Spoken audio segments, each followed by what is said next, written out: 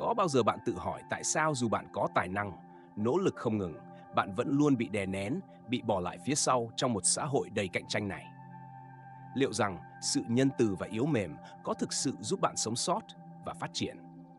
Sự thật là, trong thế giới đầy thử thách này, nếu bạn không học cách bảo vệ chính mình, nếu bạn không có sự tàn nhẫn cần thiết, bạn sẽ chỉ mãi là người bị chà đạp.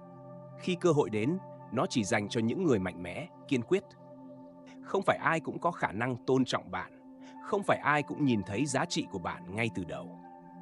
Nếu bạn muốn tồn tại và phát triển, bạn phải học cách trở thành một lực lượng không thể bị bỏ qua, chứ không phải là người luôn nhường bước. Bạn đã sẵn sàng đón nhận sự tàn nhẫn cần thiết để thay đổi cuộc đời mình chưa? Trước khi bạn tiếp tục xem video này, hãy chuẩn bị tinh thần để đối mặt với những suy nghĩ có thể khiến bạn thay đổi nhìn nhận về cuộc sống và những quyết định của mình. Nội dung video sẽ khám phá một khía cạnh không phải ai cũng dễ dàng chấp nhận. Sự tàn bạo trong công việc bảo vệ bản thân và đạt được thành công trong một xã hội đầy cạnh tranh. Bạn sẽ thấy rằng, trong nhiều trường hợp, sự yếu đuối hay nhân từ không phải lúc nào cũng giúp bạn đi xa. Đôi khi, chính sự quyết định và sẵn sàng đối mặt với những lựa chọn khó khăn, thậm chí là tàn nhẫn, mới là yếu tố quan trọng để bạn không bỏ lại phía sau. Hãy chắc chắn rằng bạn sẵn sàng tiếp nhận những quan điểm mạnh mẽ, vì chúng có thể khiến bạn suy nghĩ lại về cách bạn đã sống và phản đối. Chào mừng quý vị và các bạn đến với kênh Tinh Hoa Cổ Nhân, nơi chúng ta cùng nhau khám phá những giá trị tinh túy của văn hóa phương Đông. Trước khi chúng ta bắt đầu hành trình này, hãy ủng hộ ban biên tập bằng một like và một comment nhé. Sự ủng hộ của bạn là nguồn động lực vô cùng lớn lao để chúng tôi tiếp tục mang đến những nội dung chất lượng. Lịch sử đã chứng minh rằng, những người mạnh mẽ, kiên quyết và đôi khi tàn nhẫn trong hành động mới có thể đạt được quyền lực, danh vọng và sự tôn trọng. Napoleon Bonaparte là một ví dụ điển hình. Dù được biết đến với những chiến công lừng lẫy, ông cũng không ít lần khiến đồng minh và kẻ thù sợ hãi bởi cách ông xử lý những tình huống đầy tàn nhẫn. Napoleon không ngần ngại hy sinh những người mà ông cho là không còn giá trị đối với chiến lược của mình. Điều này giúp ông đạt được mục tiêu B. Tạo dựng một đế chế vĩ đại. Ông hiểu rõ rằng, để có được quyền lực và sự tôn trọng, ông cần phải mạnh mẽ, kiên quyết và đôi khi phải đặt lợi ích của chính mình lên hàng đầu. Quy tắc này không chỉ áp dụng trong chiến tranh mà còn trong mọi lĩnh vực của cuộc sống. Nếu bạn không học cách mạnh mẽ và sẵn sàng hy sinh những thứ không cần thiết, bạn sẽ mãi mãi không bao giờ thực sự vươn tới đỉnh cao. Sự tàn nhẫn không có nghĩa là bạn phải trở thành kẻ ác độc, mà là biết cách kiên quyết, cứng rắn trong những tình huống cần thiết. Sự tàn nhẫn này đôi khi có thể là một quyết định lạnh lùng, nhưng thực tế, đó chính là dấu hiệu của một người hiểu rõ giá trị của bản thân và biết rằng mình không thể để những cảm xúc nhất thời hay sự do dự ngăn cản hành động. Nếu bạn không thể nói không, không thể bảo vệ quyền lợi của mình, bạn sẽ luôn ở thế yếu, luôn bị người khác lợi dụng. Bạn phải biết khi nào mình cần nói không. Để bảo vệ không chỉ là lợi ích cá nhân mà còn là những nguyên tắc, những giá trị mà bạn xây dựng suốt cả cuộc đời. Không có gì quan trọng hơn việc duy trì sự kiên định trong mục tiêu và tầm nhìn của bạn, đặc biệt khi bạn phải đối mặt với những quyết định khó khăn. Trong thế giới đầy cạnh tranh này, nếu bạn không thể đứng vững với lập trường của mình, bạn sẽ dễ dàng bị đánh bại. Từ góc nhìn lịch sử, trong Tam Quốc diễn nghĩa, một trong những ví dụ điển hình về sự tàn nhẫn cần thiết để không bị chà đạp chính là Lưu Bị và những quyết định khó khăn mà ông phải đưa ra để bảo vệ sự tồn tại của mình và lực lượng. Lưu Bị nổi tiếng với hình ảnh của một vị quân tử, với lòng nhân ái và sự tôn trọng đối với những người xung quanh. Nhưng trong nhiều trường hợp, ông cũng phải đưa ra những quyết định cứng rắn, thậm chí là tàn nhẫn để bảo vệ bản thân và quân đội. Một trong những ví dụ nổi bật là khi Lưu Bị phải đối mặt với sự phản bội của Trương Liêu trong trận chiến ở Xích Bích. Lưu Bị biết rằng nếu ông không hành động ngay, quân đội của mình sẽ bị suy yếu và có thể bị tiêu diệt, mặc dù Trương Liêu là một người thân tín và có công lao to lớn. Lúc này, Lưu Bị không còn lựa chọn nào khác ngoài việc ra tay với người từng giúp đỡ mình, quyết định tiễn Trương Liêu đi để bảo vệ sự an toàn của quân đội. Đây là một hành động mà, xét về lý trí, có thể là tàn nhẫn, nhưng xét về chiến lược, đó là quyết định mang tính sống còn, giúp Lưu Bị giữ vững thế đứng trong cuộc chiến khốc liệt. Bên cạnh đó, Tào Tháo cũng là một minh chứng cho sự tàn nhẫn trong việc duy trì quyền lực. Tào Tháo không ngần ngại thực hiện những hành động lạnh lùng để loại bỏ những đối thủ, từ những cuộc thanh trừng đến các quyết định khiến người ta phải sống hoặc chết chỉ trong một chớp mắt. Một trong những ví dụ nổi tiếng là sự kiện Lã Bố bị giết. Dù Lã Bố là một vị tướng tài ba, nhưng sự không trung thành và thiếu sự hiểu biết trong việc xây dựng mối quan hệ lâu dài khiến Tào Tháo phải đưa ra quyết định tàn nhẫn này. Nếu Tào Tháo không thể loại bỏ Lã Bố, ông sẽ không thể duy trì được thế lực của mình và có thể bị lật đổ trong bất kỳ thời điểm nào. Mặc dù đây là hành động mà nhiều người có thể coi là tàn nhẫn, nhưng Tào Tháo đã phải làm như vậy để bảo vệ quyền lực và sự ổn định của chính mình. Vương quyền cần phải bảo vệ, và nếu không thể mạnh mẽ, không thể giữ vững được nó, thì sẽ bị người khác cướp mất. Đây là một bài học quan trọng mà Tào Tháo đã thấu hiểu. Trong Tam Quốc diễn nghĩa, những hành động quyết đoán của Lưu Bị, Tào Tháo và các nhân vật khác đều chứng tỏ rằng sự tàn nhẫn không phải lúc nào cũng là điều xấu, mà đôi khi lại là yếu tố quyết định sự sống còn trong một thế giới đầy cạnh tranh và sự phản bội. Những người trưởng thành và mạnh mẽ không ngại đưa ra quyết định khó khăn và đôi khi là tàn nhẫn để bảo vệ những gì họ tin tưởng. Nếu bạn không học được cách bảo vệ chính mình, không có ai ngoài bạn sẽ làm thay điều đó. Sự tàn nhẫn trong chiến lược của những nhân vật này là minh chứng rõ ràng cho việc quyết đoán và không khoan nhượng là yếu tố sống còn trong cuộc sống cạnh tranh và chính trị. Và đó cũng là bài học mà chúng ta có thể học hỏi trong việc bảo vệ lợi ích của chính mình. Những quyết định khó khăn, đôi khi là tàn nhẫn, sẽ giúp bạn giữ vững vị thế và tạo ra cơ hội phát triển mà không bị chà đạp bởi những người xung quanh. Trong thực tế, không có gì dễ dàng nếu bạn không sẵn sàng từ bỏ một số thứ, từ bỏ những mối quan hệ không đem lại lợi ích, từ bỏ sự yếu đuối để thay thế bằng sự quyết đoán và tàn nhẫn trong việc bảo vệ bản thân. Elon Musk, một trong những nhà sáng lập vĩ đại nhất hiện nay, đã phải chấp nhận nhiều quyết định khó khăn và đôi khi là tàn nhẫn để đưa Tesla và SpaceX vượt qua những thử thách khắc nghiệt. Musk không ngừng đẩy mạnh những quyết định dù có thể làm tổn thương một số người trong quá trình xây dựng đế chế của mình. Một trong những quyết định đáng chú ý nhất là việc Musk đã phải từ chối các nhà đầu tư và thậm chí đối mặt với việc tự bỏ tiền túi để duy trì hoạt động của Tesla trong giai đoạn khó khăn nhất của công ty. Musk không chỉ bỏ qua những mối quan hệ hợp tác có thể mang lại lợi ích ngắn hạn, mà còn làm điều cần thiết để giữ vững sự sống còn của công ty trong dài hạn. Chính sự tàn nhẫn ấy đã giúp ông duy trì được sự lãnh đạo và tạo ra sự thay đổi vĩ đại trong ngành công nghiệp xe điện và công nghệ không gian. Ông không chỉ là người xây dựng đế chế mà còn là người tiên phong, một người không ngại đẩy lùi mọi thứ cản trở sự phát triển của mình. Trong Tam Quốc diễn nghĩa, Lưu Bị là một ví dụ điển hình về việc kết hợp giữa lòng nhân ái và sự tàn nhẫn khi cần thiết. Mặc dù Lưu Bị luôn tôn trọng tình cảm và mối quan hệ, ông không ngần ngại ra tay cứng rắn để bảo vệ lực lượng của mình khi sự sống còn bị đe dọa. Một trong những quyết định khó khăn nhưng đầy tàn nhẫn là khi ông phải hy sinh những người thân tín để bảo vệ quân đội, đặc biệt trong trận chiến Xích Bích, khi ông phải chọn giữa sự trung thành của một số tướng và việc duy trì sức mạnh quân đội. Lưu Bị không ngần ngại loại bỏ những người có thể gây nguy hiểm đến sự ổn định của liên minh, dù họ là người thân thiết, bởi ông biết rằng nếu không làm vậy, quyền lực của mình sẽ dễ dàng bị xâm phạm. Đây chính là sự tàn nhẫn mà không phải ai cũng sẵn sàng thực hiện, sự tàn nhẫn khi cần bảo vệ nguyên tắc và mục tiêu lớn hơn. Tào Tháo cũng là một ví dụ về sự quyết đoán, thậm chí tàn nhẫn trong những quyết định chiến lược. Trong việc xử lý Lã Bố, một người hùng có tài nhưng không trung thành, Tào Tháo đã thể hiện sự lạnh lùng trong chiến lược. Mặc dù Lã Bố có thể giúp ông tăng cường quân đội, nhưng chính sự bất tín của Lã Bố khiến Tào Tháo quyết định giết ông để bảo vệ quyền lực của mình. Đây là minh chứng cho việc sự tàn nhẫn không phải lúc nào cũng là ác độc mà là một hành động kiên quyết để bảo vệ lợi ích cá nhân và sự ổn định lâu dài. Câu chuyện của Quan Vũ trong Tam Quốc cũng thể hiện rõ hơn về sự kiên quyết khi ông phải đối mặt với những thử thách đầy khó khăn. Khi bị kẻ thù bắt giữ, Quan Vũ có thể dễ dàng đầu hàng, Nhưng ông kiên quyết không khuất phục, và chỉ khi nhận được sự công nhận đúng mức từ Lưu Bị, ông mới tiếp tục chiến đấu.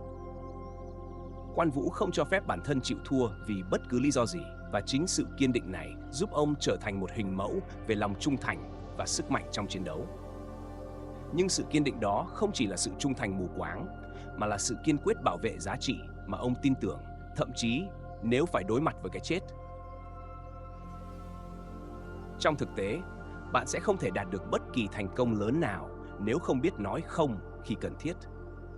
Những quyết định quan trọng trong cuộc sống, dù là trong công việc hay trong các mối quan hệ, đều yêu cầu bạn phải cứng rắn và kiên quyết bảo vệ lợi ích của bản thân. Nếu bạn không biết bảo vệ quyền lợi của mình, không biết đặt ra giới hạn cho bản thân, bạn sẽ dễ dàng bị lợi dụng hoặc bị kéo đi trong mọi hướng.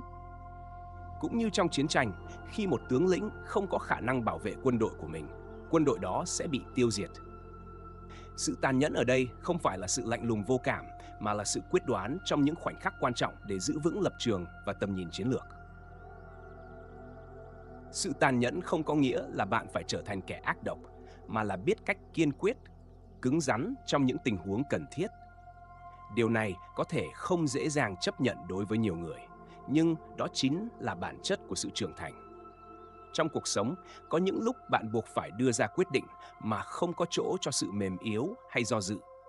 Sự tàn nhẫn này đôi khi có thể là một quyết định lạnh lùng, nhưng thực tế đó chính là dấu hiệu của một người hiểu rõ giá trị của bản thân và biết rằng mình không thể để những cảm xúc nhất thời hay sự do dự ngăn cản hành động. Trong những tình huống quan trọng, nếu bạn không biết cách kiên định, sắc bén và làm chủ cảm xúc của mình, bạn sẽ dễ dàng bị lấn át bởi những yếu tố bên ngoài. Sự tàn nhẫn không phải là sự ác độc, mà là sự mạnh mẽ trong việc bảo vệ những gì bạn đã xây dựng, những giá trị bạn đã tạo ra. Nếu bạn không thể nói không, không thể bảo vệ quyền lợi của mình, bạn sẽ luôn ở thế yếu, luôn bị người khác lợi dụng. Thực tế là, nếu bạn không biết đứng lên và bảo vệ chính mình, bạn sẽ bị cuốn vào vòng xoáy của những người khác, những người sẽ dễ dàng lợi dụng lòng tốt của bạn hoặc sự do dự của bạn để đạt được lợi ích cá nhân.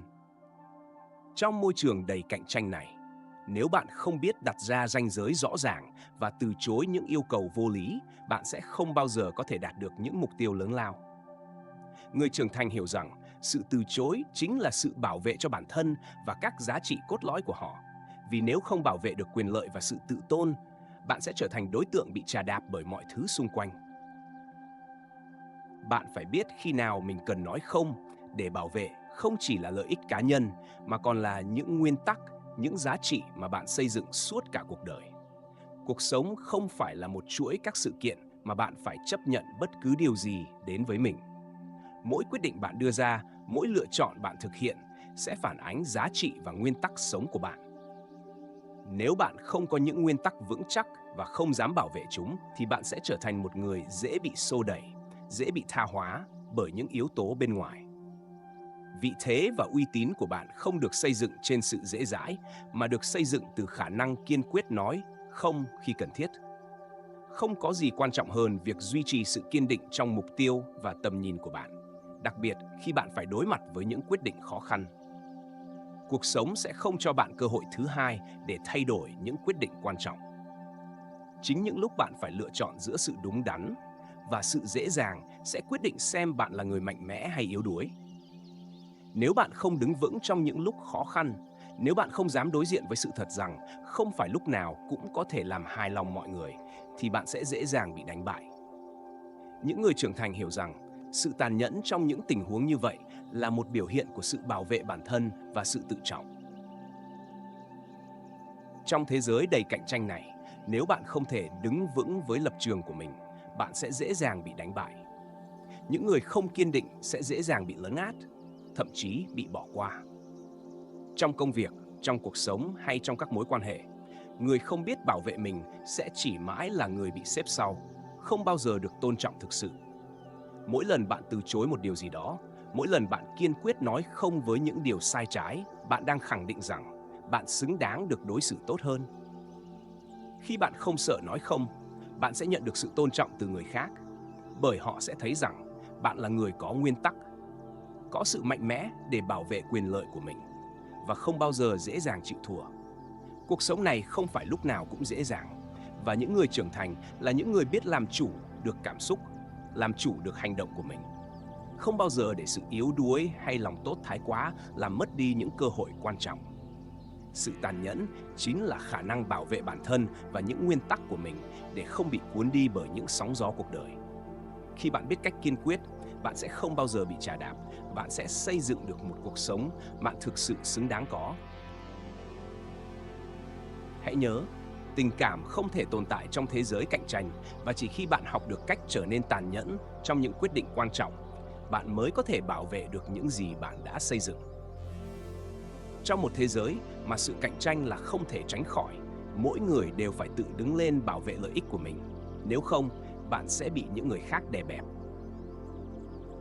Sự tàn nhẫn không phải là sự ác độc, mà là sự quyết đoán, sự thông minh trong việc biết bảo vệ những giá trị không thể đánh đổi. Đó là khả năng phân biệt giữa những mối quan hệ có ích và những mối quan hệ tiêu cực, giữa những cơ hội thực sự và những cám dỗ nhất thời. Chính sự tàn nhẫn này sẽ giúp bạn đạt được sự tôn trọng mà không cần phải cầu xin, tạo ra những mối quan hệ mạnh mẽ, bền vững mà không phải lo sợ bị lợi dụng hay bị phản bội.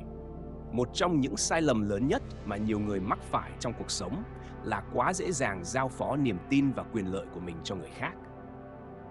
Trong công việc, trong các mối quan hệ hay trong các lựa chọn cuộc sống, người ta thường hy vọng vào sự tử tế, vào lòng tốt của người khác mà không nhận ra rằng không phải ai cũng thật lòng với mình. Những người thành công không chỉ là những người có ý tưởng tuyệt vời, mà là những người có khả năng giữ vững quan điểm và bảo vệ lợi ích của chính mình, ngay cả khi điều đó có nghĩa là đôi khi phải cứng rắn, phải tàn nhẫn với những thứ không phục vụ cho mục tiêu của họ.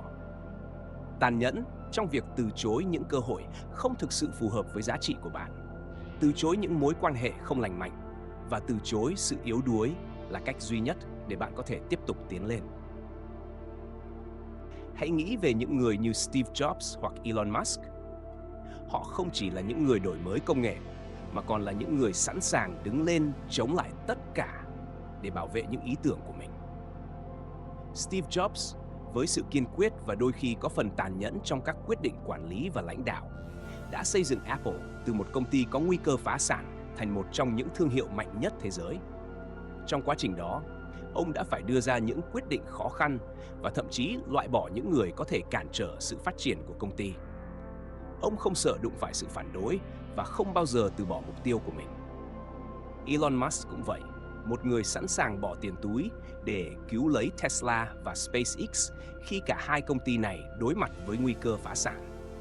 Musk hiểu rằng, để giữ vững tầm nhìn và mục tiêu, đôi khi bạn phải chấp nhận làm những điều mà người khác sẽ không bao giờ dám làm, bao gồm việc cắt bỏ những yếu tố không còn phù hợp với chiến lược dài hạn của mình. Ông đã phải ra những quyết định tàn nhẫn, như từ chối những lời đề nghị hợp tác với các công ty lớn để duy trì độc lập cho Tesla, mặc dù có thể khiến ông phải đối mặt với khó khăn. Sự tàn nhẫn này không có nghĩa là không có lòng nhân ái, mà là sự kiên quyết không để bị xâm phạm quyền lợi của mình. Chính nhờ sự tàn nhẫn này mà họ có thể duy trì được sự độc lập, tự chủ và định hướng đúng đắn trong công việc.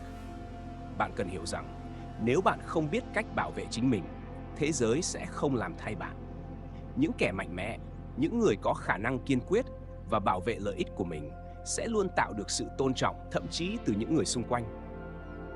Không ai tôn trọng những người không thể tự bảo vệ mình, và không ai sẵn lòng hợp tác với những người dễ dàng từ bỏ mọi thứ khi đối mặt với khó khăn.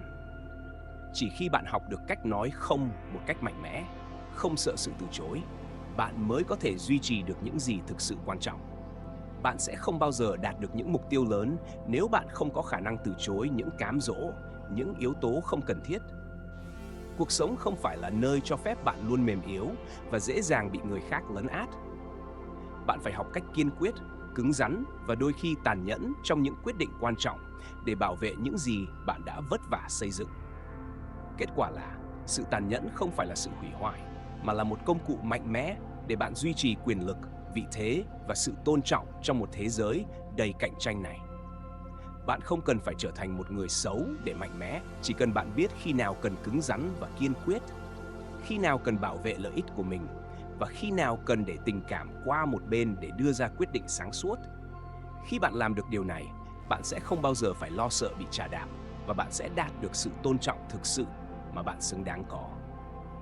Cuộc sống không dành cho những người yếu đuối. Những người trưởng thành thực sự hiểu rằng để không bị trà đạp, họ cần phải kiên quyết và đôi khi tàn nhẫn trong hành động của mình. Sự tàn nhẫn này không phải là sự xấu xa, mà là sự kiên định, quyết đoán, không để mình bị tổn thương hay lợi dụng. Nếu bạn không biết cách bảo vệ chính mình thì không ai khác sẽ làm thay bạn. Nếu bạn muốn đứng vững trong một thế giới đầy cạnh tranh, hãy học cách trở nên tàn nhẫn khi cần thiết. Đừng để sự yếu đuối đánh mất cơ hội của bạn. Hãy là người nắm bắt cơ hội và luôn đứng vững, bất kể thế giới có khắc nghiệt đến đâu. Nếu bạn thấy giá trị trong những gì vừa chia sẻ, đừng quên nhấn like, chia sẻ và đăng ký kênh Tinh Hoa Cổ Nhân để không bỏ lỡ những video tiếp theo. Hãy bắt đầu hành động ngay từ hôm nay, vì thế giới này chỉ dành cho những người mạnh mẽ. Cảm ơn bạn đã xem video đến đây. Hẹn gặp bạn trong các video tiếp theo.